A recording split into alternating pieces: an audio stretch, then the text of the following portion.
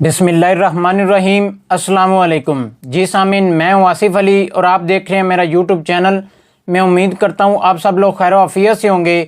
جیسا کہ آپ کو معلوم ہے کہ میں مختلف موضوعات کے حوالے سے مختلف ویڈیوز اپلوڈ کرتا رہتا ہوں۔ آج کا میرا موضوع اصناف نثر کی اقسام۔ اصناف نثر کو بھی اصناف نظم کی طرح موضوع اور حیت کے لحاظ سے دو حصوں میں تقسیم کیا گیا ہے۔ اسی طرح ہم اصناف نثر کو بھی مزاج کے اعتبار سے دو حصوں میں تقسیم کرتے ہیں: فکشن، افسانوی ادب، نان فکشن، غیر افسانوی ادب۔ افسانوی ادب کی متعدد قسمیں ہیں جن میں داستان، ناول، افسانہ اور ڈرامہ شامل ہے۔ غیر افسانوی ادب کی متعدد قسمیں ہیں جن میں آپ بیتی، سوانح عمری، مضمون، مقالہ، خاکہ، انشائیہ، مکتوب، سفرنامہ، رپورٹ طاس، طنز و مزاح، ترجمہ، نثر لطیف، نثری تحریف، تنقید، تحقیق، صحافت، تقاریر، زندہ نامہ اور لطائف و ظرائف وغیرہ شامل ہیں۔ اس ویڈیو کو لائک کریں،